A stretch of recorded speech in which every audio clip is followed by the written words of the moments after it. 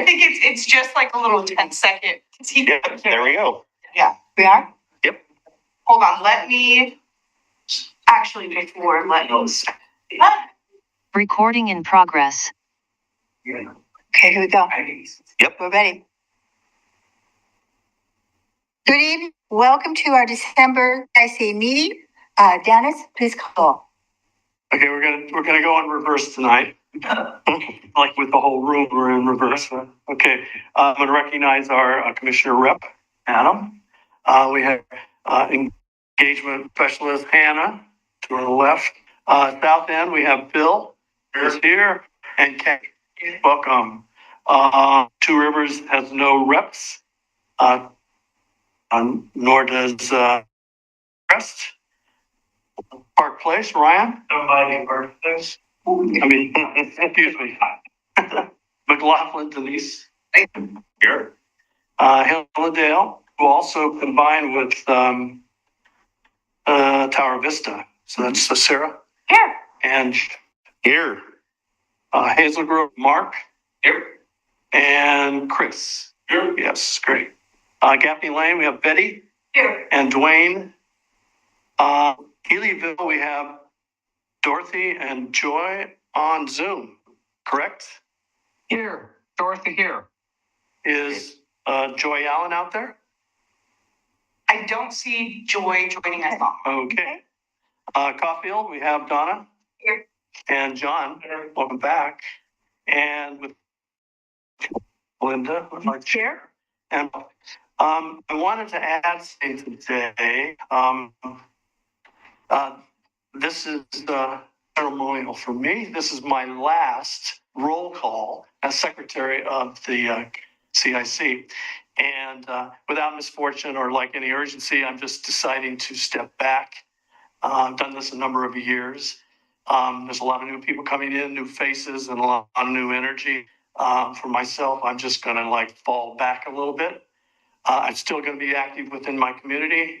I'm also very much going to stay and be vocal about the Pioneer Cemetery. For some of you who don't know, we've been fortunate to have two parks and a historic cemetery. Sorrento, which has been quite a partner in that whole realm, and I'm definitely an advocate for preservation of that cemetery. So that's kind of where I'm at. I have the good fortune within our neighborhood, we have found somebody to come in and take over and replace me. And when she is confirmed, her name is Rita, she would be a tremendous asset to our community here. I thought she might be here. I would have introduced her, but maybe she can't find this place. Things like that happen. So that's my spiel. Back to you. All right. Been a great asset, and it should be missed.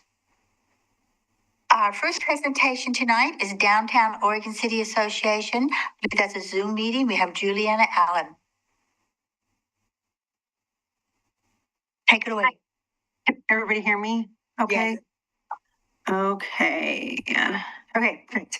Thank you all so much for having me and for being accommodating to me being on Zoom. I really, really appreciate it. Okay.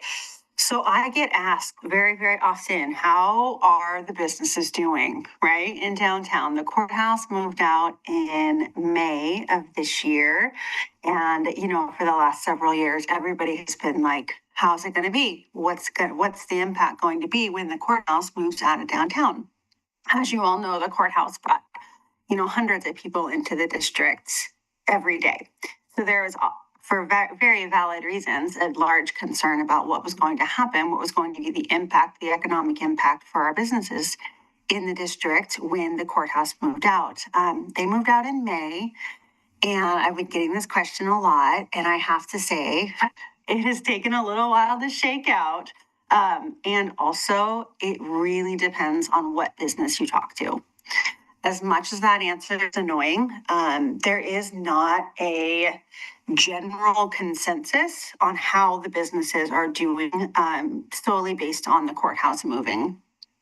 Some have obviously been impacted more than others. Those that relied on the foot traffic from the courthouse, the coffee shops, Coffee Rush, really, like we all knew that one was going to be impacted. And that held up. They have been able to kind of swing back up a little bit though, which has been really great. And other businesses that you talk to, their customers are incredibly happy to have more parking. So there's really not a very clear answer, and there's not a single answer on how the business district is doing since the move of the courthouse. So I'm going to give you the answer that it depends, and I'm fully aware that that's probably the most annoying answer ever. But they are doing their best, and as we can all, appreciate, the holiday time is a really big time, really important time for the district, for any small business.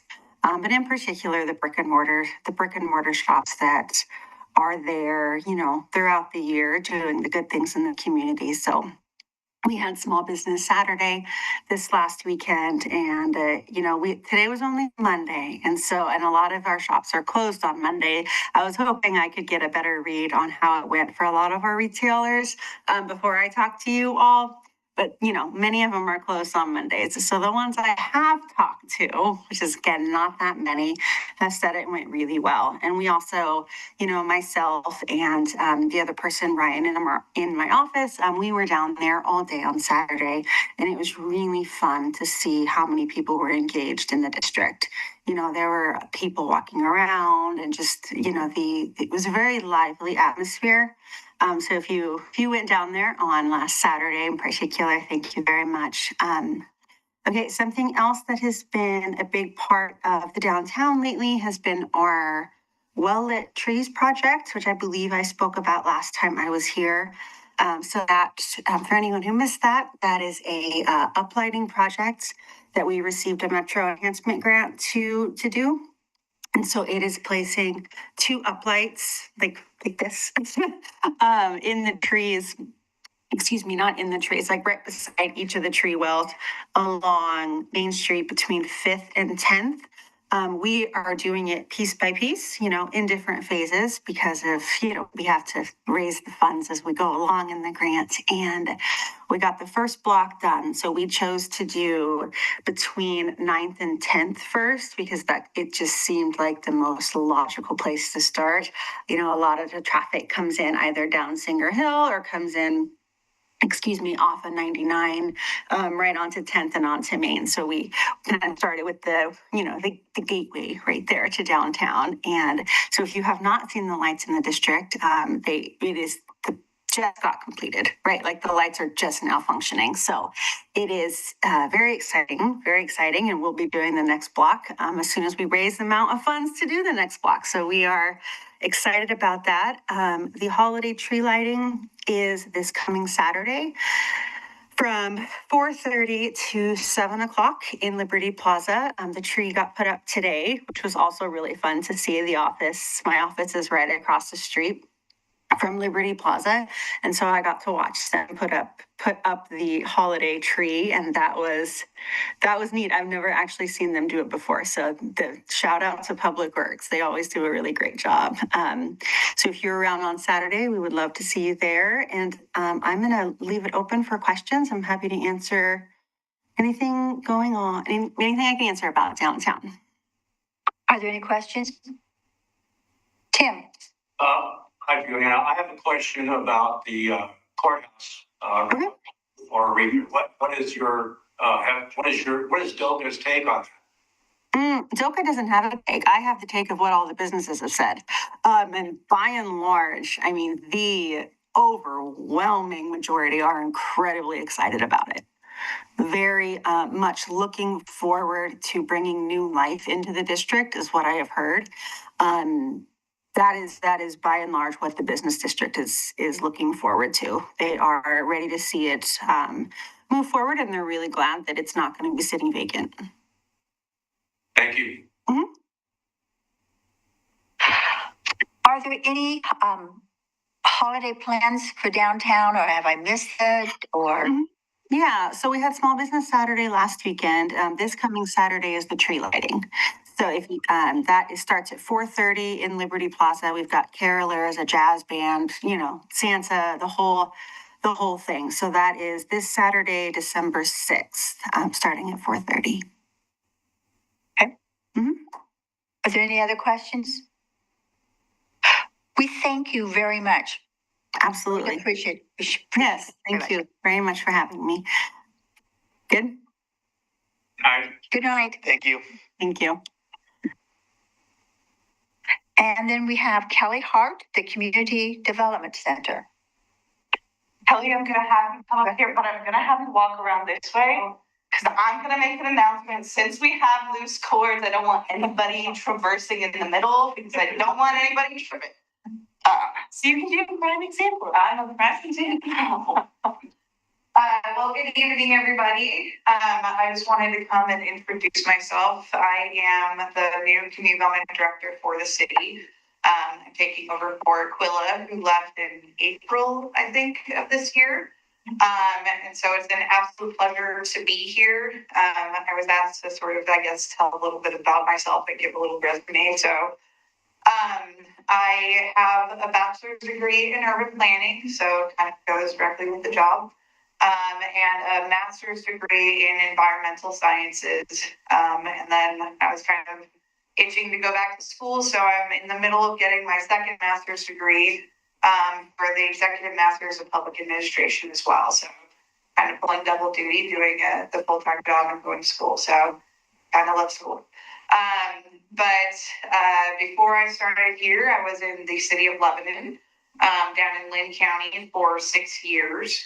And that was a nice little mid-sized rural community. And before that, don't judge me too harshly, I was born and raised in Southern California. I worked for a really small but mighty community that was 3.1 square miles and 40,000 residents of the city of Stanton. So I kind of got this really great opportunity to work in lots of different types of communities. But the size of the community of Oregon City and the sort of experience of Oregon City of sort of being on the fringe, but also in the urban area was kind of the happy sweet spot of what I love to do as a planner. So I got the really urban area and I got the real rural area. And when Oregon City opened up, it's like, oh, that's exactly where I want to be. And I have been so blessed to be here, and I'm so excited to work with you all. And every day that I've been here so far has just been very exciting. So I am happy to try to answer any questions. I'm still learning a lot, but I'm looking forward to getting to know all of you.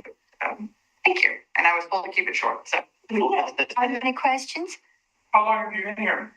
I have been here for just over 2 months, sort of, but I guess exactly 2 months. But for about 2.5 weeks, I was actually in Thailand for my school trip. So really just about 6 weeks. So yeah, still very green. Did you relocate? So I actually live in Salem. So I was traveling and commuting for Lebanon as well. So my husband works in Salem. So we're still figuring out where we want to be ultimately. Yeah. Tim? Kelly, it's nice to meet you. Thank you for being here. I had a question. What is your background in historic architecture, being as we're such a historic city? Do you have a comfort level or feeling about that? Well, Lebanon had over 100 properties in historic preservation as well. And so we had a historic program. And Stanton did not at all. So it was definitely a new program that we had to run and get used to in Lebanon. But I used to want to be an architect when I was a kid.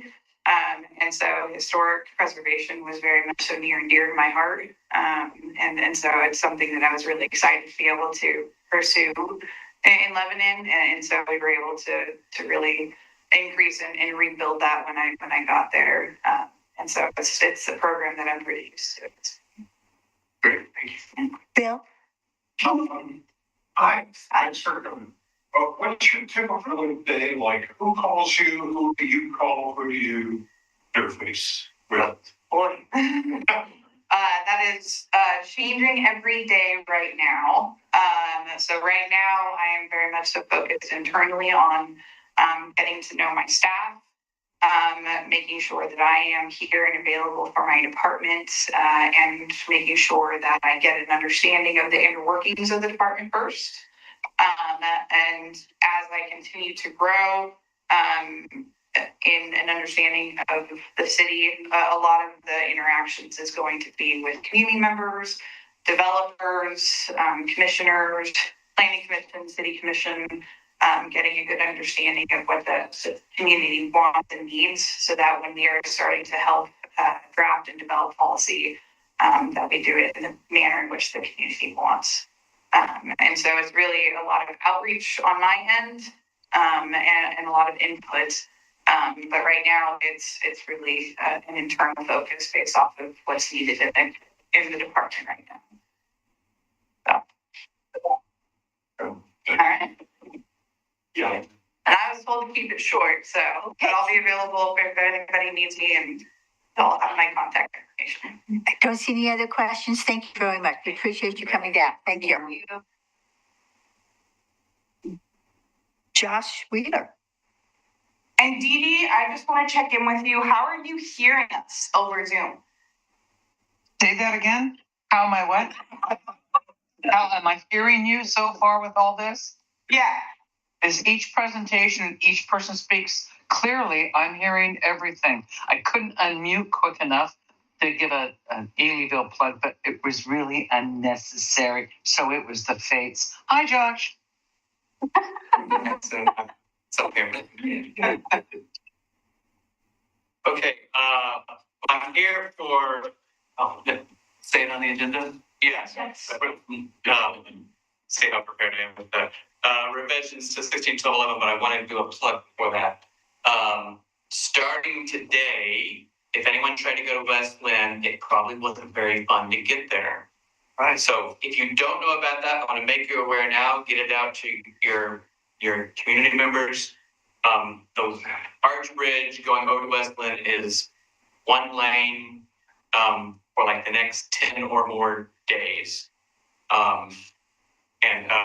This is part of VOAD's I-205 project, and they have to do that for traffic control and construction reasons. It may take longer than 2 weeks. Keep a look on their website. You type in I-205 project in Google anywhere, you'll find their website, and they have construction updates there. We're also going to be experiencing I-205 shut down between 99 and I think it's 213, but don't quote me on that. There's signs up on the highway already trying to express that to people between like 11 at night and 5 in the morning or something like that this coming weekend. So keep an eye on that if you happen to travel overnight or if you go to West Lynn. We try to put some things on social media to tell people as well, but just trying to get the word out as much as we can. The reason I'm here, though, is actually for a code amendment. So back in the summer, the Oregon legislature adopted what's called House Bill 2658. And what that bill did was it required cities to exempt development from frontage improvements when the cost of the development is less than $150,000 and where the total building square footage does not increase. In Oregon City's case, we already had exempted development when the square footage is not increasing. So you're doing a remodel inside your house that you're not changing the impact upon the roadway system, which is what the frontage improvements are for. And so therefore it was already exempt. But what was not exempt was any project where the cost is $150,000 or less. So this would be an example of, let's say that the house, or let's say they put a manufactured ADU in that costs less than $150,000. It's a bad example because ADUs are exempt. Let's say that you're doing an expansion on your house and it's doubling the size of your house, but because you have a small house, it's only cost you $150,000. Normally, we would require frontage improvements if you double the size of your house because of the impact that you're making. we are now required to exempt that when that costs $150,000 or less. So in your packet tonight, we all I provided was the one sheet that is the red line that shows that we have added that the cost of the alteration is less than $150,000 as an exemption. We made it explicit just to make sure that any improvement by the total building square footage does not increase. We placed in the code just as a crossing a T and dotting I situation. And then accessory dwelling units were exempt, but it was in the wrong section of the code, so we just moved it to make it cleaner and make it more obvious. So as part of a legislative file that's in the development code, it requires us to come before a public meeting. And so we're here tonight to do what the code says in that case. If you have any questions, I'm here for that. Are there any questions? Tim? Why ADUs, or why are they exempt? I mean, to me, you're putting in an additional housing unit, and you're causing parking issues. You're causing additional sewer hookups, potentially, actually more. So why is that being exempted? So I appreciate the question. I wasn't at the legislature. I don't know why they did what they did, but I can guess. The last 4 years, it's about 2020, we have found that the Oregon legislature has been passing law after law that is making more housing options and making it less expensive for people to develop. So this is the advent of rental housing, reducing costs. They tried to actually exempt SDCs, but that didn't make that a committee. Some cities have already tried to do that. So there's a lot of things that they're trying to do to make it more affordable in their eyes. And this is one way that they thought they could do that.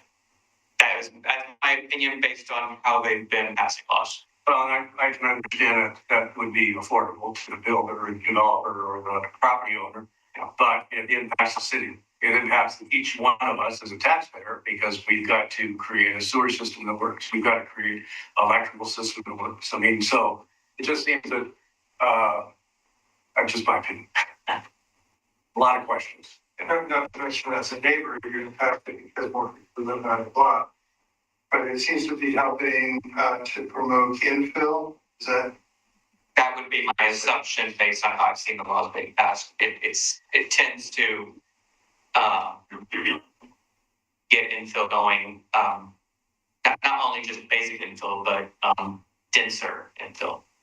Does it have to be attached to the existing house, or can it be a separate unit? Sound like either one is okay. In this situation, it's I think it could be either way. I'm not sure I can think of a scenario where it would be detached. So it's probably going to be attached just for the cost of things. I just doubt. I guess if someone brought a modular home in at a lower cost, that potentially could hit that threshold. But a single stick build, probably not. I don't think you can show anything for that price anymore. Well, I'll take a separated garage and do conversion. Those type of situations can occur. Most of the time, those are ADUs, so they're already exempt. Okay. Yeah. What? In theory, they could have a detached duplex, which would become a single family if that garage is larger than the ADU size. So it's just depends on what you define it as. And the code defines which one is which. What powers do you have at the counter when people come in and they live in the Accomodations area, where we don't have improved street pavements, we don't have curbs, gutters, sidewalks, planter strips, or is there something that flags you? This is, hey, we're in Accomodations, the street address, or how does that happen? Yeah, so the way we implement this code, it's different in every neighborhood in the city. The more urban neighborhoods get the full-fledged roadways. The ones that are kind of old neighborhoods get something in the middle where it's maybe smaller but still get amenities. Mm-hmm. Sometimes they don't get amenities if there's no sidewalk and we're close. If it's infill, if it's a new subdivision, that's a different story. It will have its own. And then in something like Nemo, where there's very little infrastructure, we don't require them to put added infrastructure in because it takes away from the historic nature of the neighborhood, and there's just no way physically it's ever going to occur with the kind of funding that exists. And there's a process called a modification that we send people through, which is a type 2 process that requires public hearing. And so if you're near any of those infills and they're not doing what the code says, then they do have to go through the modification process, which creates a public notice. Okay. Are there any other questions?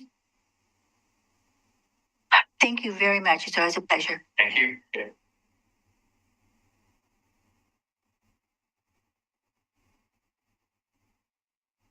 Clackamas County Voluntary Organizations Active in Disaster Group.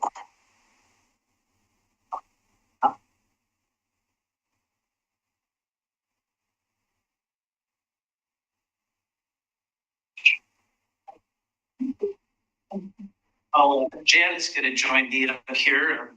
Sounds like many of you know Jana Norton. She is our Red Cross local, almost regional contact. I'm going to introduce you, Janet. Is that okay? Yes. Okay. I always pass out pamphlets. Okay. Yeah, I would be happy. Thanks. That would be great. I appreciate that, Hannah. All right.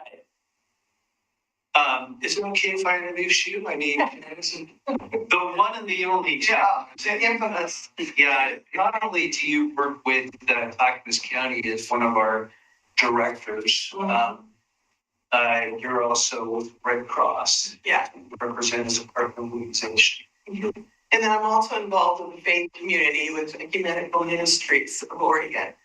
And I'm going to be 2 weeks ready coordinator, trainer for preparedness OEMs program that we'll probably touch a little bit on. But I am Clackamas County Government Ops Liaison. So if the Red Cross is activated within Clackamas County, I will be one of the command groups facilitating sheltering, making sure everybody's safe, sanitary, and secure. Yeah, thank you. So we'll talk a little bit about this idea of resilience hubs. It's and we're going to be 2 weeks ready in that's really coordination with Clackamas County VOAD, which we'll talk a little bit about, and hopefully in some detail. How much time do we have? That's a question for your chair. Yeah, let's just go like 30 minutes or so. Can you talk for 30 minutes? That's great. Okay. I want to leave room for questions. So I'd love to talk about how this applies to neighborhood associations, and I'll give you my quick introduction. I'm Pat Wilson, the Executive Director and Co-founder of Clackamas County Voluntary Organizations Active in Disaster. I've been here in Oregon City since 1975. I moved to Caulfield Road in 1975, went to Gaffney Lane School, moved to Thayer Road, and then went to Park Place School, and then Ogden, and then Oregon City High School. So I have born and raised, almost born and definitely raised in Oregon City. So I have a lot of care and passion for this city, but also for Clackamas County. So starting out, we'll talk about the mission and introduction of who we are and our structure and our beginnings. I'll go through that quickly, and then our network, and then from there, our partners who want to sign up, and this is where we'll talk about resilience hubs. Okay. So our mission, you can see here, is to coordinate a network of voluntary organizations that work together, and this is many organizations, to encourage efficient delivery service to people affected by immediate, intermediate, and long-term disasters in Clackamas County. So that is really full scope from the onset of a disaster to long-term recovery for a survivor that lost a house to a wildfire, and it takes years to recover. We're involved in that work in detail. And then intermediate disasters, as you can imagine, let's refer to our ice storm of some years ago, where we in Oregon City were without power for some of us weeks. And so the unmet needs and the disaster was incredible. Sheltering demand was very high. The need for everything from just heat to stay warm all the way up to, do you want me to just keep presenting? You keep presenting, I'm going to Okay. what we're gonna do. That's great. That's great. And then we'll fast forward to the slides when we get there. So the intermediate phase of disaster can sometimes be one that requires so much cooperation, collaboration, coordination with our partner organizations. And as you can imagine, we have a lot of people that need shelter, they need electricity, they need evacuation, they need every manner of service. And so we're involved in that intermediate phase. We'll talk about our partners and who we work with and collaborate with. Barb Edwards, our disaster management coordinator, couldn't be here tonight. She's a little bit under the weather. But she, her skill set is incredible. So she does and has been involved in overseas missions and mass care. And also those with Clackamas County, as do I, with our mass care and mass evacuation and mass sheltering programs. And so we also at that table help to develop that plan. So it's like I like to refer to it as a soup to nuts, how to evacuate, the scale of an evacuation if need, how to house, how to provide food services and everything in the way of a massive disaster, not just a low-scale disaster. What I'd like to say too, in regards to the VOADs that are developing across the state, we're blessed in Clackamas County that we have a wonderful working relationship with Clackamas County disaster managers, and are fully supportive of all of the different organizations that have been active in disaster. Absent that, what would happen is that a disaster would be flawless, and you'd have a bunch of scattered cats trying to get herded together into one working entity. And that's where the Clackamas County VOAD comes into play, is that during the blue sky times, we all will come together, have working relationships, doing planning, getting to know the skill sets that are unique within the different communities or the organizations that want to stand up in times of disaster to be supportive of their citizens. But without the structure of having a COAD or a VOAD in place, they would be working parallel to one another versus being knitted together. And that's the concept that Oregon is looking towards trying to have, is that within every county, it would be absolutely a blessing that every single county would have a COAD or a VOAD structure in place that is already knitted into the county disaster reaction. Being Red Cross, we don't self-deploy. We have to get called into a situation, which is a major stumbling block for a lot of folks, because they look around and they go, where's the Red Cross? Well, unless we've been requested or invited in, we don't self-deploy, not like FEMA. But with FEMA and with Clackamas County, we probably will never hit those thresholds because of the lack of population and the number of structures. Now, we could burn from the river all the way up to Mount Hood, but if there's not enough structures that were impacted, FEMA does not have a trigger point that they would come in. So that's the challenge of Oregon in regards to having FEMA come in to be like what we see on the news, when they come into town, down in, Florida or in California with their devastated, fires. So I think we should. Yeah, well said. Okay. Okay, perfect. Yeah, right up to the work structure, so we'll talk about that a little bit. A VOAD, we are a 501c3, so not all VOADs or COADs are 501c3. We elected to go that direction just because we wanted to be able to function completely as a voluntary organization active in disaster that is not affiliated with a government agency. We work with and side by side with our partners and our government agencies, but we are our own organization and our orientation is to serve the community. So that is why we are a 501c3. The intent is to be vertically integrated with Oregon VOAD and national VOAD. So this model is stamped out at the state and the national level so that we can program resources to our area. So that's the intent. We have a governing board who has been with us since the beginning, most of our board members, but we have 8 board members currently.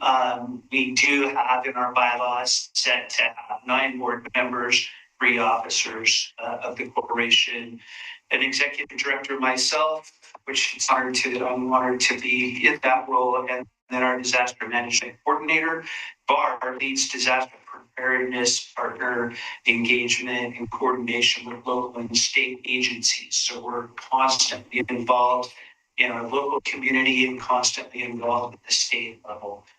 And when we can resource, we do to other counties. For example, Rowena, they lost 62 homes in their wildfire in June. That's a little town between Hood River and the Dalles. And so we're helping to serve that disaster. And we've been blessed to raise, and I don't even know if you know this yet, but $311,000 we're programming through our partners to Rowena. And we're really honored to be able to do that. And so when we're in blue skies, we're exercising disaster preparedness, response, and recovery in that way. And so we'll talk a little bit about our partners, which I'm really honored to be able to share some about our partners. But we can go to the next slide. Our beginnings, and some of you have heard this story, so I'll do the Reader's Digest version. We were founded in 2020, myself and the disaster management coordinator for Clackamas County, who is now our deputy director, Jamie Poole, myself, and one other founded CIC or VOTRG. And it was during COVID. If you remember what that was like, there was no resources moving anywhere. Most of the major disaster relief organizations weren't traveling, and so therefore you couldn't really get a lot of free resources. So we immediately stood up an integrated building organization within our what is called long-term recovery organization. So we're a state nonprofit, and then we programmed everything we needed to build houses, get fund for survivors who lost homes without insurance, and then also just individual household needs, you name it. We also raised over $1 million, but then in the number of donations that we raised, we didn't even calculate that. But for example, our first house was completely donated. Materials, labor, everything, all donated. We didn't have to raise a dime for it. That was your community in action. So we're really, really, really proud of that. We went on to serve 165 survivors in the 2020 wildfire, who were neighbors just outside of the rural areas. And we're able to fully meet their needs. If those needs weren't duplicated, we served those survivors, and we met those needs. And we were the very first wildfire recovery group to recover, period. So our recovery really only took 3 years because we were extremely, extremely active with our partners. So that was our beginnings. And I want to leave room for a few questions. Hopefully our time is good. cut me off, started run late. Our transition, what's that? The next slide, thank you. Our transition from what I call the long-term recovery group, it was really a somewhat of a FEMA-sponsored startup. They came, they do normally come to any federally declared disaster, and they bring us their model. And their model was called LTRG. We adopted everything we could of their model, and then we partnered with organizations to stand up a state nonprofit. But then we transitioned after our recovery was over, and transitioned to the VOAD. So we still have the LTRG within our organization, and it is still active. They're flexing their muscle in Galena in partnership with Oregon VOAD. But VOAD is really focused very much on preparedness, response, and recovery. Heavily focused on preparedness. So how can that apply to your organizations, your neighborhood organizations? Essentially, our focus is in resourcing your community with preparedness tools, communication tools. We know about you, you know about us, you know what to ask us for. We're in partnership with you, and then we're equipping your community with tools like Be 2 Weeks Ready, which Jana, nutshell can explain, and then you can see in our handouts. Our core values, you can see, are really what we call the 4C's: communication, cooperation, collaboration, and communication. Got it backwards, but there they are. These are our core values. We focus on doing this and doing this well. We're a convening organization, so our focus is to do these 4 things and do them very well. And the biggest gap, as Jana noted in her presentation, is communication is the first thing to go. And sometimes, literally, communication networks are the first thing to go. So that's why one of our networks is AM Radio, a nonprofit that works and has an office right there in Clackamas County. We develop ways to communicate to you during a disaster period. If you go to ccvoad.org, you can see all of our active blogging about what's going on, what we've been doing throughout the year, and then your ability to sign up and get our newsletters, which are very helpful, very informative. For example, our key relationships, of course, Clackamas County Disaster Management, Oregon Emergency Management, or VOAD. I am the president of VOAD, so you have an advantage. We're working really hard to be vertically integrated with National VOAD and then FEMA. So these are our partners. We still have FEMA Valves that are working with us, and so they're, so we're working with them. And then our community-based organizations are faith-based. We have many faith-based organizations and NGOs, non-government organizations and community-based organizations. On the next slide, this is a snapshot of the ones who are actively registered with us this year. And you fall off the list if you don't update your registration, because we want to know who's being communicated with and who we're working with closely. And we also have 20 other long-term disaster organizations that are on our inactive partners list because we're not doing any longer. You can stay on that slide if you want to keep consuming that for a minute, and I'll just share with you the monthly partners meeting. We have a monthly partners meeting that convenes. We can send out the meeting schedule for any of you that want to attend those meetings. It's very helpful, valuable information. One of the things I do love about it is we have really good turnout. We have updates coming from the county, just general updates from all of our organizations. And we are working with and collaborating with one another so that we are actually on the same page during disaster, but we all have the same focus, and that's the sort of the one that's in us, the survivor, the one who needs resources. And that we don't have organizational dissidents, if you will, or disagreements. We're all kind of the same way. So information sharing, keeping informed on partner capabilities, upcoming events, and county emergency management updates.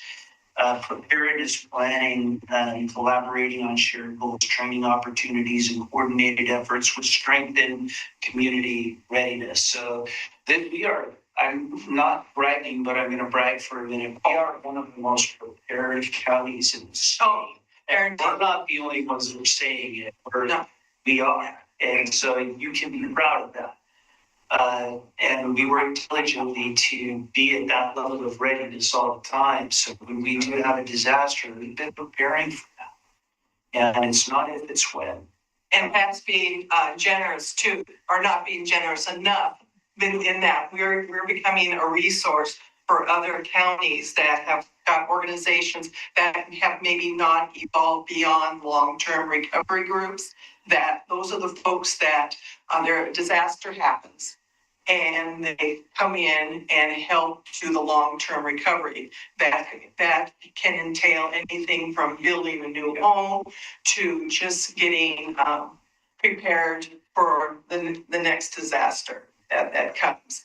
And the evolution is it's usually a disaster hits, then the immediate response comes in, and then like everything in our one's life, everyone goes home, and it's the power of 10. It's the matter of that a disaster happens, and let's say it's 10 days.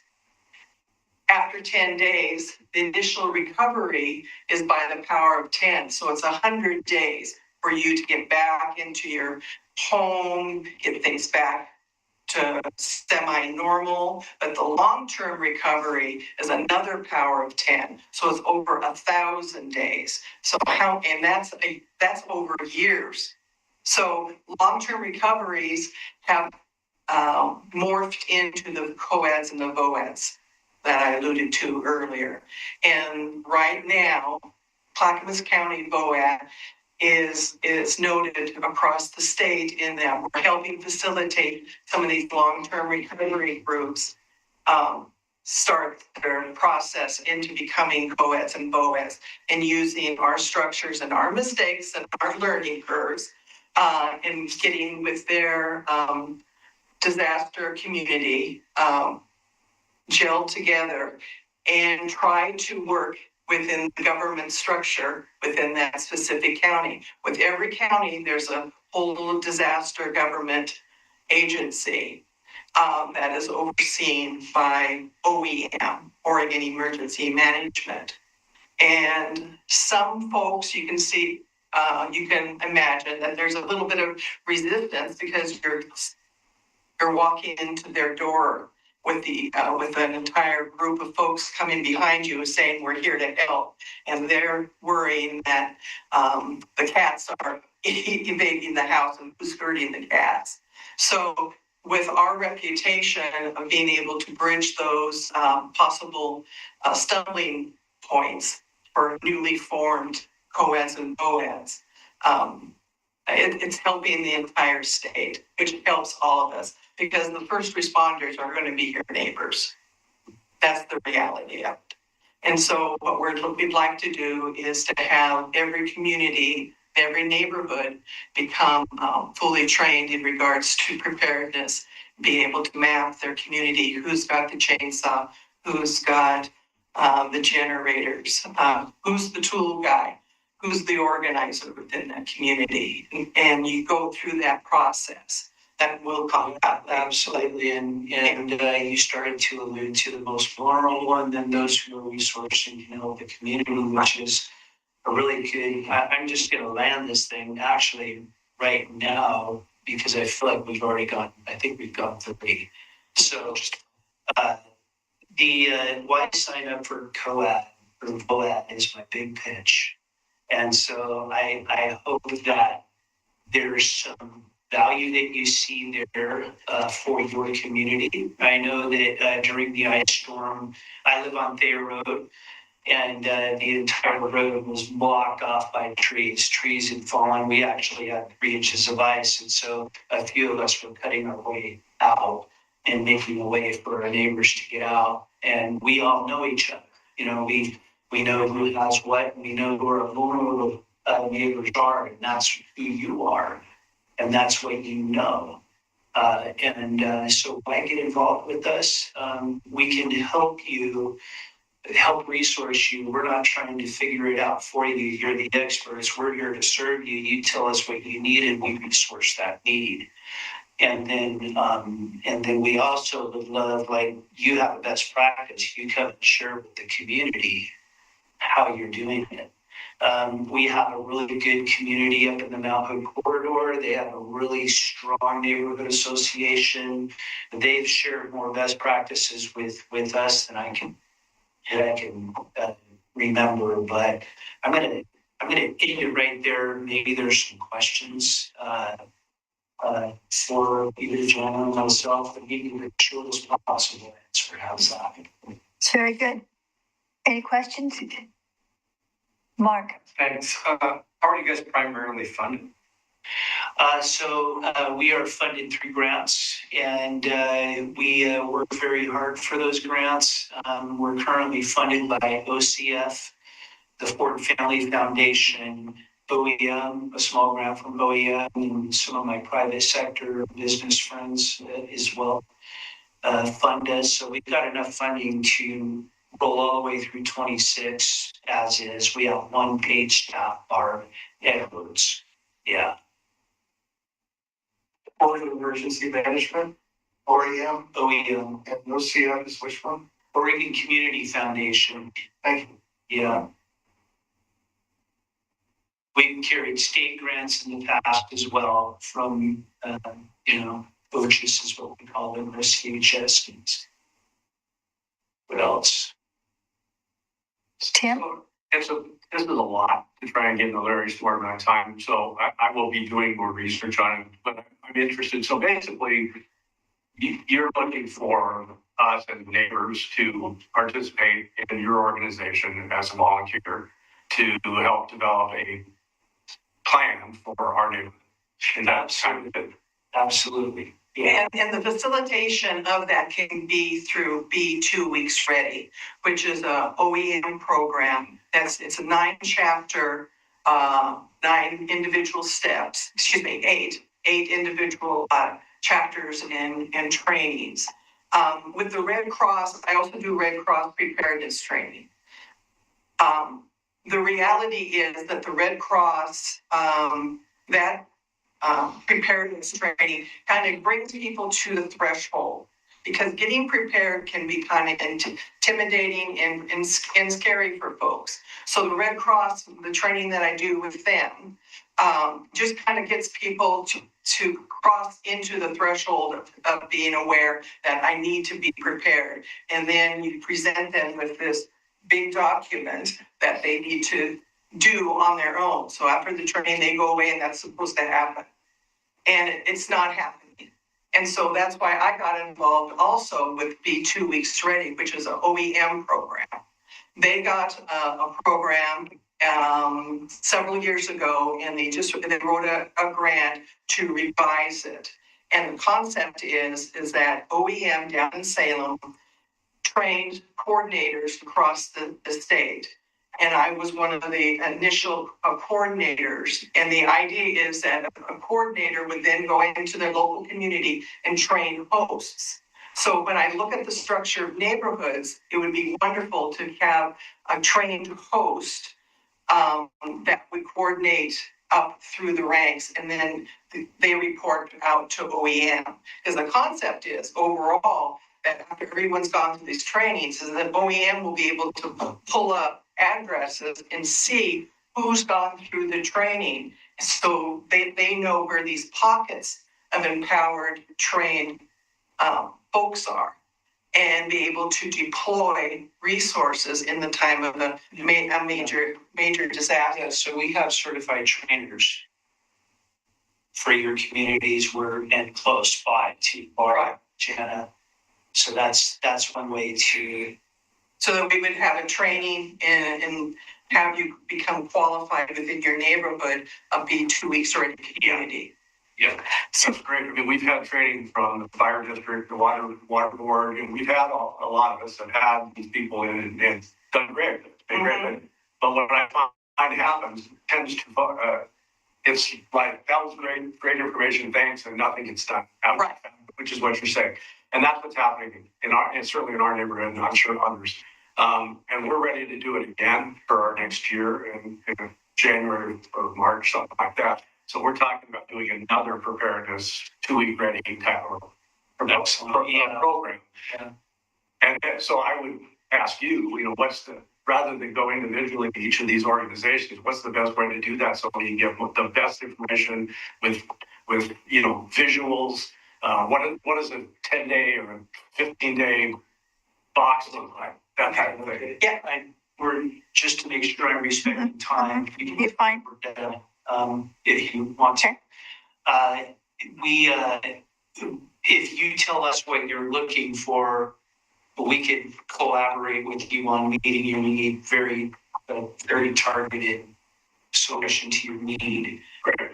That's helpful. Yeah, perfect. Yeah. So we could take your information to our next steering meeting that we have every neighborhood and perhaps get that started with having a meeting so we could get some people in our little pockets, because every little neighborhood is different as to what we have, the topography of the neighborhood, how we're located to. And I'd encourage you to go online and just Google Be 2 Weeks Ready, Oregon, and you can see the entire program. And that'll give you a touch point in regards to what chapters it is that you feel that your individual community would be. Okay. And if you want to sign up for CC VOAD, sign up to become a partner. It costs nothing. It's good to attend the monthly calls so you can really get up to speed with who our partners are. You can reach out to our partners directly. So that network works within itself. So if you see things that you need from our partners, you can gather that information and reach out. Great. Thank you. And I can share this PowerPoint presentation because I know in the beginning there, we had some technical difficulties and we weren't able to get through everything. So I'd be happy to share that out with everybody as well. Any other questions? Bill? Is your website, does it have repository things like those best practices documents? Or is if it's not there, we can get it for you. Yeah. Because we do have a pretty big repository. Right now, we've just been focusing on current activities. But there are so many resources. You asked, we'll get it for you. Yeah. Yeah, I love to consolidate good ideas from a lot of places and then give out a consolidated presentation. Absolutely. For the neighborhood. Yeah, that's great. That's great. So based on the success of Tim's organization's emergency prep workshop that they put on, we got excited at Gaffney Lane and we were able to bring Janet Norton in to speak to us back in May, which went awesome. And I encourage everybody to look into having her come out and give a presentation, the full presentation at your own meetings, because it gets such a great step. And the next thing we do is our next steering meeting is at Prince of Life Church, the Lutheran Church, by the duck pond there by Winco on Myers.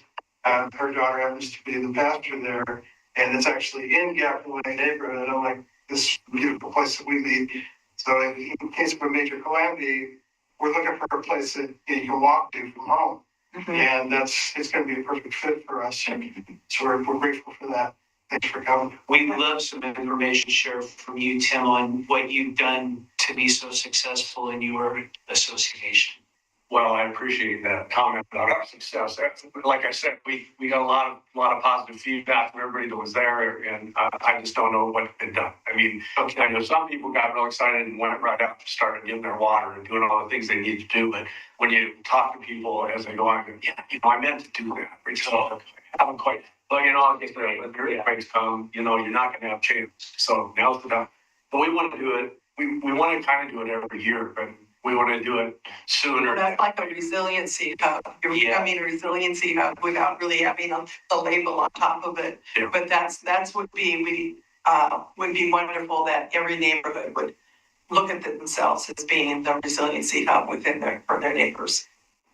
If we could talk at another date on resiliency hubs too, because that's something that's sponsored also by Clackamas County. And we'd love to share a bit more on that.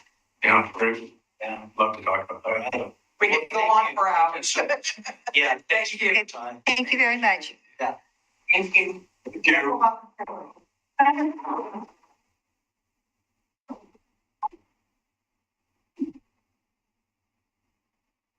Are there any public comments? Anything that anybody wants to add, say anything that's not on the agenda? Any public comment? Do you want to say anything that's not on the agenda? Do you want to add anything to the agenda or no? Okay. Approval of minutes. Did we all get time to approve and look at the minutes? Are there any additions or corrections? Move for approval. Second. All in favor? Aye. Approved. Aye. Communication, social media working group. We don't have enough data. The college wants to need us to come back in January. Okay. but I don't have any date or any time for that yet. Staff report. I will keep it short and sweet. Everything is within the agenda packet, regular updates. The only thing that I will emphasize is if you plan on continuing your CIC membership, you have not submitted an application within the past year, please make sure to submit your application online. In my follow-up email, I'll provide the link again. I'll touch base with a couple of people about getting meeting minutes too, but all the neighborhood associations have been really honest, so I really appreciate everybody. All right, very good.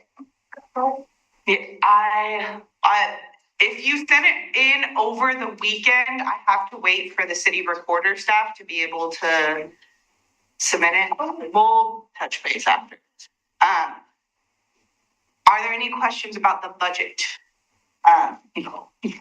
At all? No. No. Do we want to tackle the February and March? I think we should. We can do Okay. February. I realized that they were not attached. And I was printing out the agenda Yeah. within the, Hey. so that, It's not catch that. So we have January, pull it up. February. Well, we already Make did. sure I'm sure. Okay, so February, it looks like it's Kenema and Park Place have meetings. The 19th and the 23rd. That's a Yes. Thursday and a Monday. 19th and the 23rd, and then in March, we have March 5th with, I believe, McLaughlin, and March 10th, which I believe Elyville. is Elyville. And then the Hazel Grove. Hazel Grove on the 12th, Yes. Gaffney Lane and the 17th, and Caulfield on the 18th.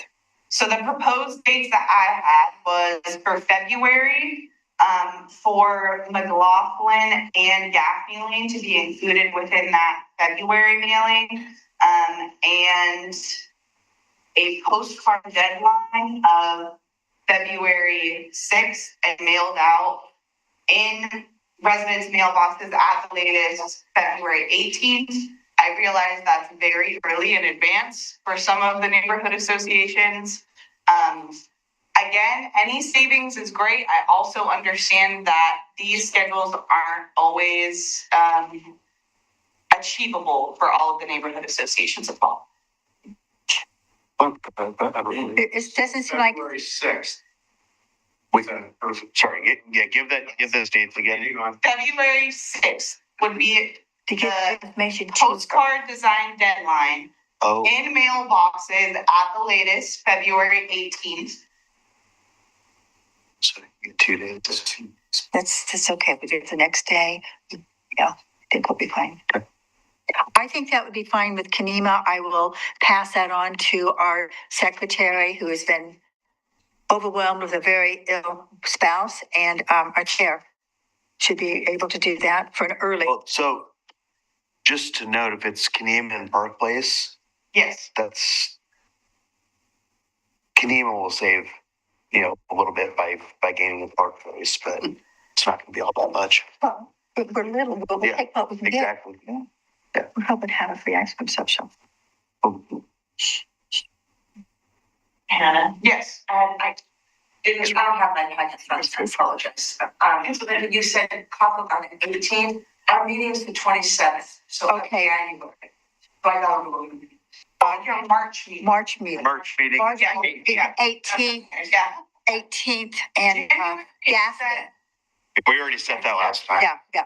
So that would be Gaffney Lane on the 17th and Caulfield on the 18th, and those are March. But going back to February, just to confirm, it sounds like, again, none of this is signed, sealed, April? and everyone has to adhere to. It's really just Oh, no, it's not. me getting direction from the Citizen Involvement Committee so that I can make sure that all the neighborhood associations are properly informed. And if they adhere to it and they can make that deadline work, great, thumbs up. If they can't, it's okay because everybody's budgeted for their postcards.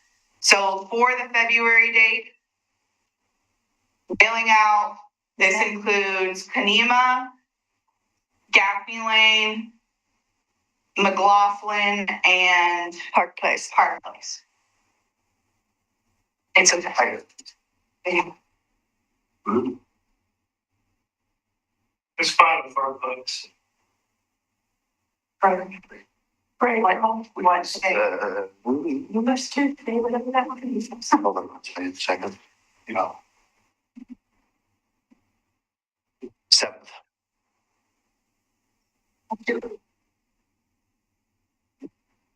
April. Yeah.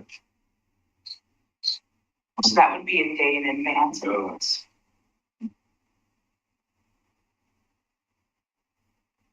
Yeah, so it would actually. A couple days. After, so, the March. Oh, that. Well, or we can push this back.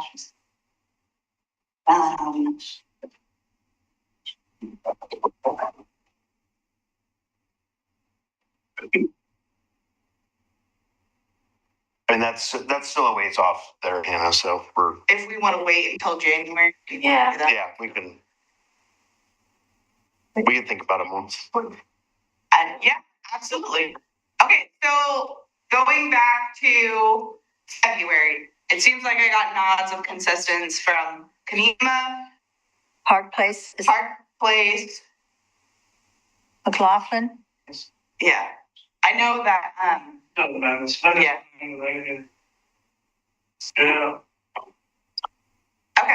You also have Elyville on there too. Dee Dee and Joy. I know there was an iPhone that joined. Was that Joy? I don't know that. I don't see her, but I'm texting her back and forth. So I'm assuming that's me, the iPhone.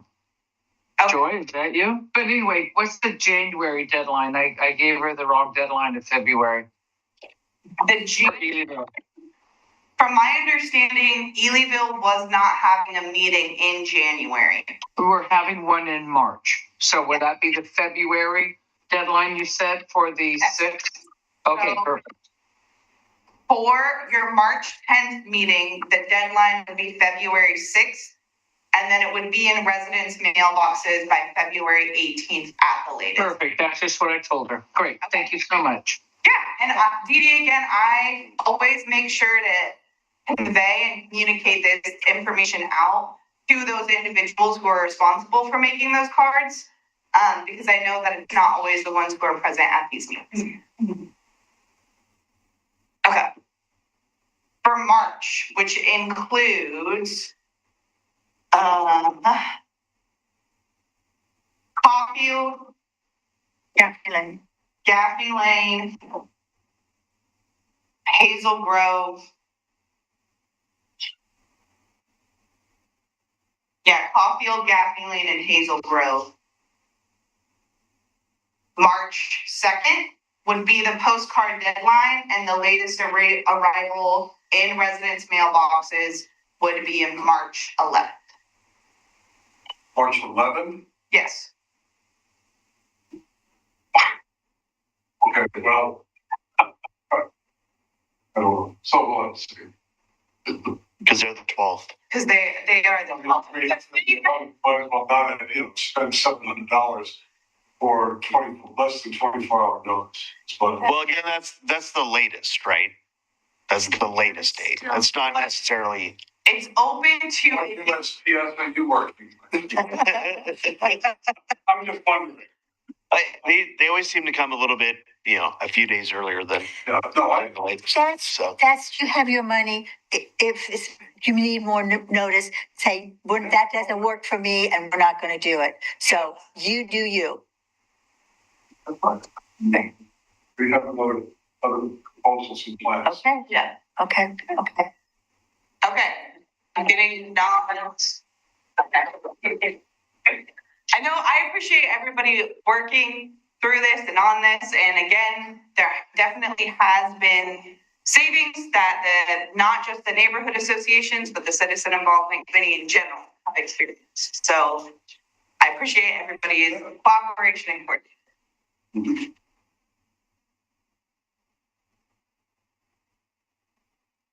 So we move on to the round table.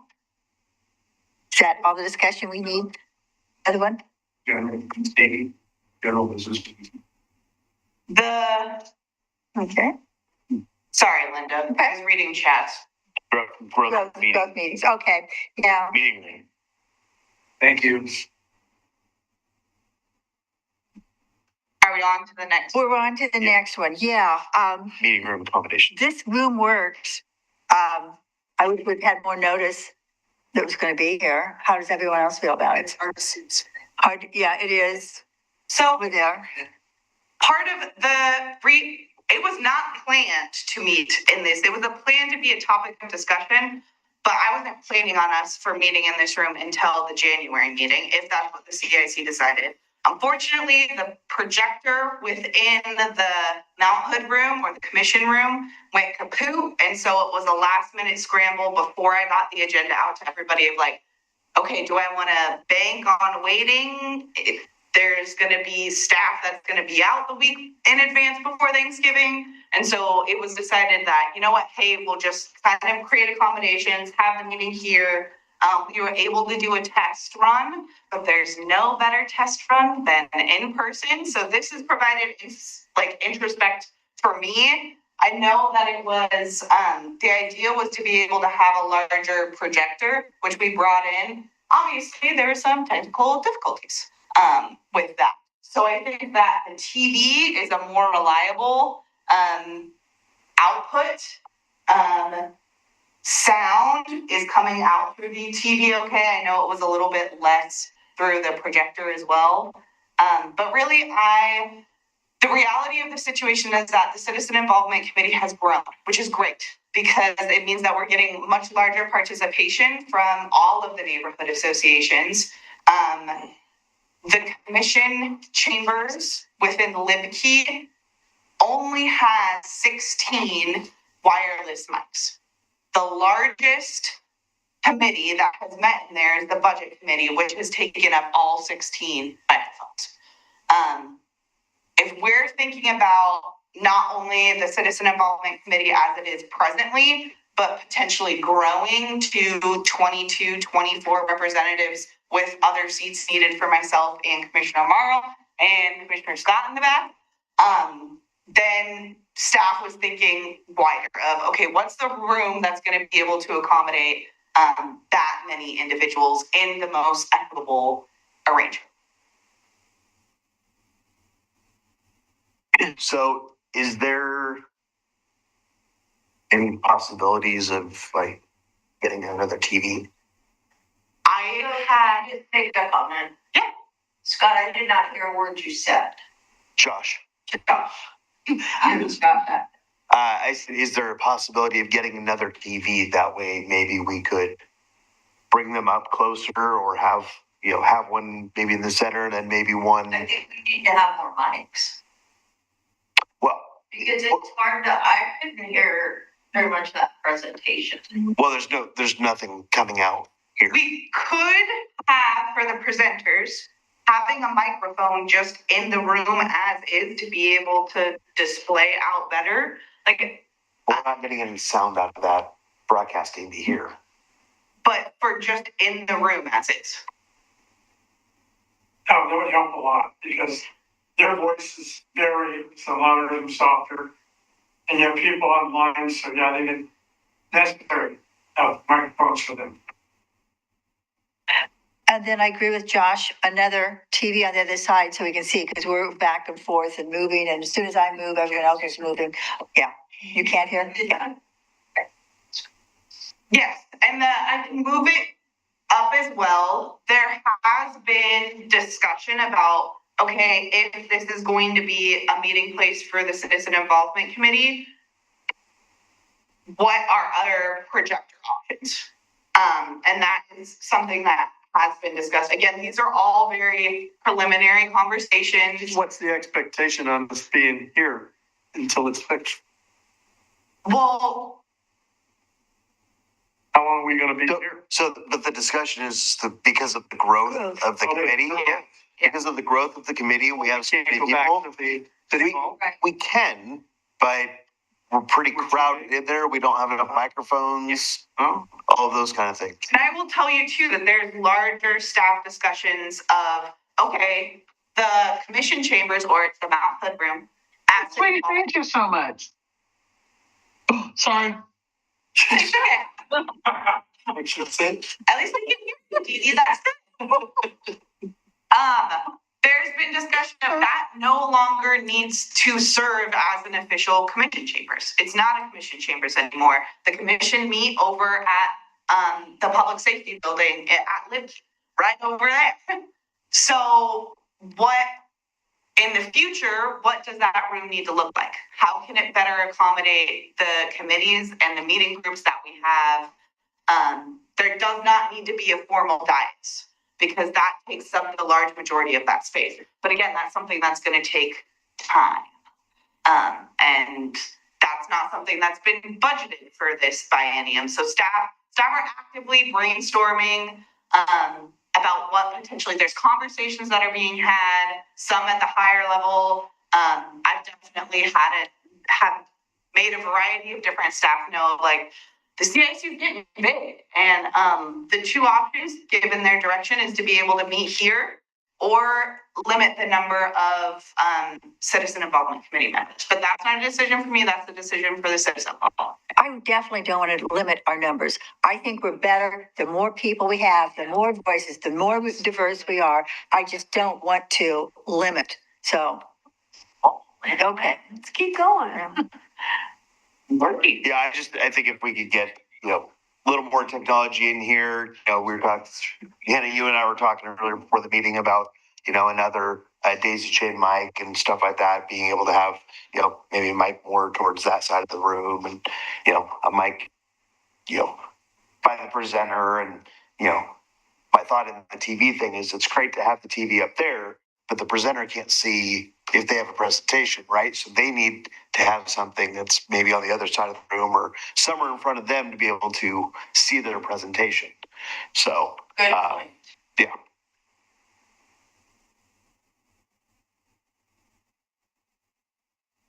So it seems like consensus for now is meeting, this being the permanent location for the Citizen Involvement Committee. My directive is to figure out some better audio and visual Updates, yeah. Get some tech. Let's get some tech. I like to hear it. Okay, I will do my best. I will do my best with the resources that are provided. But these are conversations I've already been having. And staff are already brainstorming and kind of in the works of, this was one of the solutions out of a handful. So, yes. We could probably expect to be here for the next 3 months until they built. Yes, you should expect to be here for the next indefinite future. Sounds good. So we'll look at the location very carefully from now on. Okay. On to roundtable. Brian Richards, Park Place. So, the weekend before Thanksgiving, we had, our plants, planted and part of it. I had 3 staff from, parks, help plants and had a good old time, had some pizzas, all that stuff. So, pretty good. Good. Thanks. McLaughlin, Denise, and Tim. We had an update about parks from Tom Kissinger, the Assistant Parks Director, who I just saw on the big award. Hey.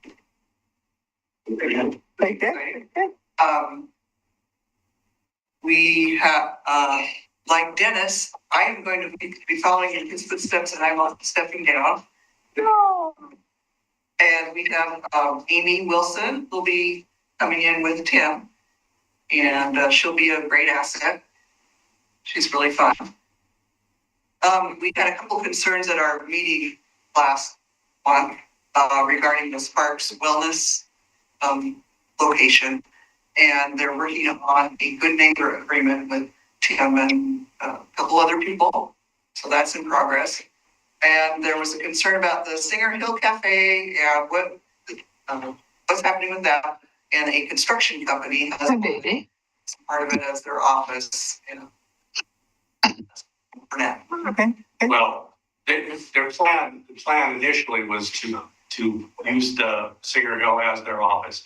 And then the area behind it, they wanted to develop with single family or small, not low income, moderate income homes, like, medium sized type of things. So that's in the open area behind it. That's kind of what the thought was. And of course, with little or no information, we had a lot of people that were expressing concerns. And so that will come up and we'll discuss it further. But we have not met the contractor, the owner at this point, but we will be doing that hopefully shortly. And we'll have further information. The bigger issue that came up at the meeting was it was a well-attended meeting. The big issue was the courthouse and plans for the courthouse. We have a lot of historians and historic people that love the building, don't want to see the building go away, and are trying to figure out how they can stop it. So, that's why I was curious about what the people downtown thought. But they gave us, we saw the presentation here, and I kind of expressed that to our group. So we've got some land use issues that are coming up that are contentious at best. Even though that's not in our area, it's still right next door. So. Okay. Hillendale, Sarah, Josh. We had a steering committee meeting. It wasn't very productive. It was not very productive, but we have another one tomorrow. So. We'll do better tomorrow. Let's get that meeting going. Okay, well, I'm not going to even ask about what. I'll just pass it on. Okay. On to Hazel Grove. Mark, Chris. Our membership's growing. We fill this place up. Good. Yeah. Good. Yeah, we had a good meeting. Just about 50 or a little under. Wonderful. Congrats. Wonderful. Nice. Great. Just great. Yeah. And we had Clackamas County Fire come to do something about safety and fire safety in the home and aging in place. And I want to be able to recommend what's her name? I'm very sorry. It just blanked on. Good information though. Excellent presentation. She's wonderful, and I recommend it to y'all. We're coming up to having January meeting and doing another walking in the neighborhood on January 3rd. And it's going to be a challenge to do that in the poll, but nevertheless, we'll see what happens to all of that. Other than that, what Mark said is right on. We're doing really well. Just so proud of you guys. It's great. Gaffney Lane, Betty, Dwayne. Wait, it's gonna read. Okay. The town hall. We have our annual elections in November general meeting, and lots of changes in the officers. Dave Hunt will be stepping down as chair, and Michael Sullivan will be our new chair moving forward. We're going to have our next steering committee meeting on December the 16th, Tuesday. And rather than being here, it's going to be, as I said before, at the Prince of Life Church that's actually in Gaffney Lane neighborhood. And hopefully it'll give folks the chance to see the facilities that that church provides in the event of major calamity. That's the long range goal. It's a great spot. I mean, they got a couple fireplaces, full kitchen, it's right on the water. Right? With those little ducks, I'm happy to see the duck ponds back in action. So at least picking those guys out there the other day. But that's it. We're gearing down for the winter, and we're next year. Ediville? Dee Dee? Hi, yeah, can you hear me? Yes. Okay, well, there's a little bit of delay. So I just want to let you know that our next meeting will be in March, the first Tuesday in March. And I spoke with Judy Schaefer, and she spoke with the Clayton apartments, the Clayton Moore apartments, our veterans apartments over on Pleasant Avenue. We've been having a little bit of trouble. For one thing, they keep hanging things off the heritage tree, putting some bolts in it, putting up, hammocks and then other things, hanging bikes from it. So we've had to speak with them several times because that's not a way to treat a 300-year-old oak tree that's in their care. But they are now going to give us all a 24-hour contact number. And so we're going to make copies and give it to the immediate surrounding neighbors. We don't want to be a pest because we really enjoy that apartment complex, but they do have to follow some, rules. So I think that's all I have to report. There was one other thing, but I can't remember. I'll probably remember right as we're stopping. Thank you very much. Okay, thank you. And Dee Dee, you said that you could hear us pretty. Yes, I could hear the presentation very well. I can hear most of the speakers, especially our chair and you. If people lean into the microphone and speak clearly, I can hear wonderfully. This is probably out of all the rooms you have chosen, and I've been in that room personally and can't hear a thing. This has been the best audio, even over and above our little city hall. Good to know. And Joy, are you unmuted? I tried to ask you. Sorry if you were having trouble.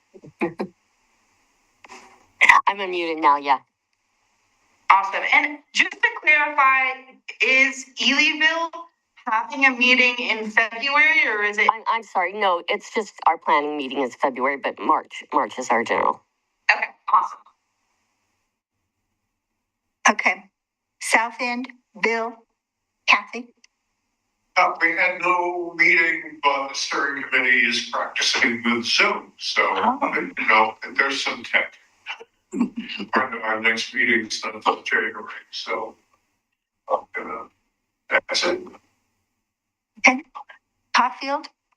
In Donna? November, we had Dana Webb from Public Works come. There's, the former Toll Brothers, the Oregon City Golf Course, when now that neighborhood gets put in, there's a lot of concern, and I will say probably anger about increased traffic and what that's going to do to Glen Oak Road. And this conversation, from what I understand, has been going on for years with no resolution. That's why there's anger. I had to step in and I felt bad for Dana and and there's still no resolution. So we are I don't know what we're going to do yet, but we're brainstorming. We're going to see what we can do to get some peace between the city growing and the neighbors who don't want it to grow. What happened years ago when you had all the meetings, folks don't go on. This is kind of what's going to happen. But we never heard what's kind of going to happen, what is going to happen, what's going to happen. Nothing's going to happen. So it's kind of just, here's a great plan, and walked away. We just been kind of like, okay, what? And that's kind of where the frustration became people in that meeting, because they went all the meetings 4 or 5 years ago. We are gonna meet with Dana Webb again and have kind of a small group. Yeah. Small meeting, and we'll see where we can go with that. In January, we're very excited. We're gonna be welcoming, Mayor Denise McGriff. Commissioner Scott Wilson is gonna come and speak with us, as well as Seth Henderson, who is the owner of Level something development, who is doing the old courthouse, deconstruction and rebuilding. That's who we had in November. No, he's coming in. I'm so sorry. He's coming in January. And then March, I will say, it's kind of, but I'm so excited because it just got finalized this morning. We are having all 5, as of right now, declared candidates come for a candidate forum for State Representative House District 40. Are going to come and do a candidate forum. So it's open to the public. Oh, let us know. We'll be there. It's awesome. Yeah. Tanima. What do you want to say? We had a meeting, and we had an election. We have our Facebook page, and we actually had a person come to our meeting from the Facebook page. So we're posting on that. I thought that was a great notice way to get to people. Thanks. That's all I have. Okay. Adam. Yes, so we have a work session and a regular meeting tomorrow. So the work session is going to be on an assessment that we contracted out to understand the stability and the structural soundness of the John Storm dock. There are conflicting opinions and reports out there about what that dock is actually able to handle, and there have been some pushes to see if we can't get that a little more active for commercial use. That would be a great thing for tourism in Oregon City, and also for people who want to travel elsewhere once we get the locks up and running again, for people who want to travel elsewhere in the region without having to get onto the highway. So that's something that we're going to be going over tomorrow during the work session. And then during the regular meeting, it's a pretty quiet one. 2 things of note.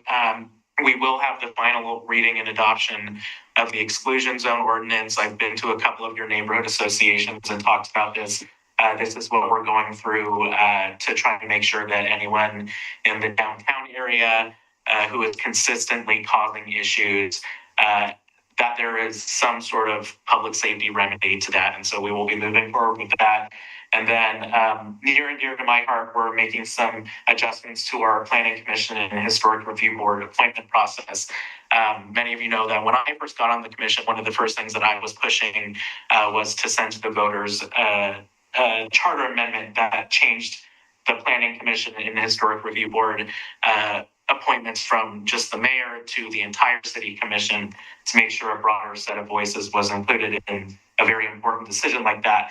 And so we've had a process since that was approved by the voters, and we're just amending it a little bit because we've decided that not all of the people who apply necessarily should get an interview, just like any job interview process.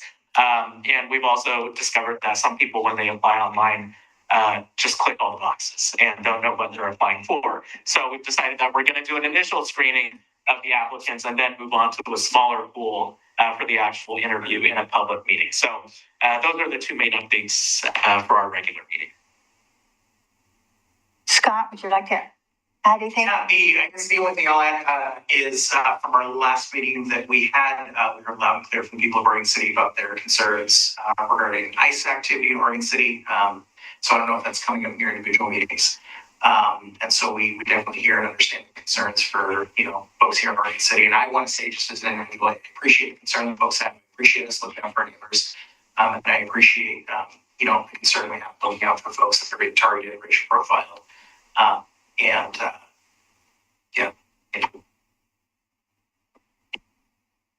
Is there anything else? I just want to share the name. My brain finally clicked.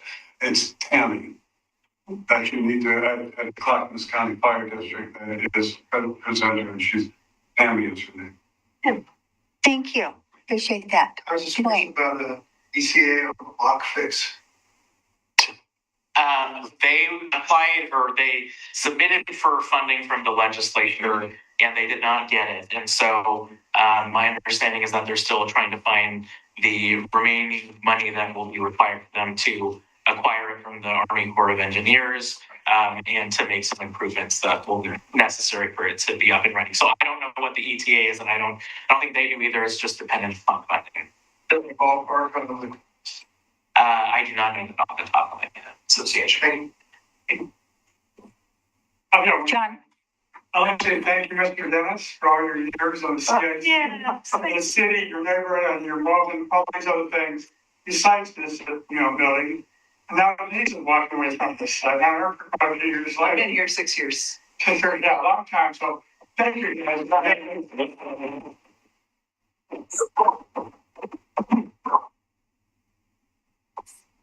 Linda, one thing, if I could, we mentioned this and thought we were going to do this in November, but the clean out of the neighborhood office, and I know that Betty said she was interested. So we're talking about, we couldn't do it in November. We're talking about doing it maybe in, I'm not sure, that maybe December or 1st of January, probably.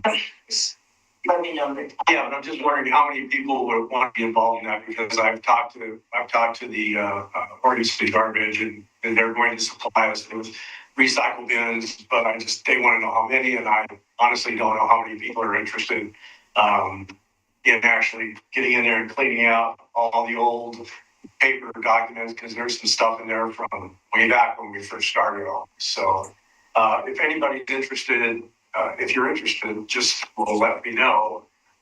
I would be interested too. Okay. So there's probably, if we have 4 or 5 people, then I can probably get 4 or 5 bins down there and we'll probably fill. And if you send me that information, I'm happy to send it out to not only the CIC members, but all of the neighborhood association contacts, the chairs.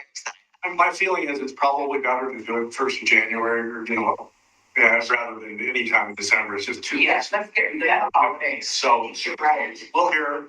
I'll bring it back up in December and we'll plan it for you. Thanks. And in our January meeting, we will be having elections. So that will be for chair, vice chair, and secretary. Dennis, yeah, we have to do this. Yeah. Too soon. Yeah. And if there's anything else, then we will see you January 5th, 2026. Okay. All for gavel. Gavel is. Cheers.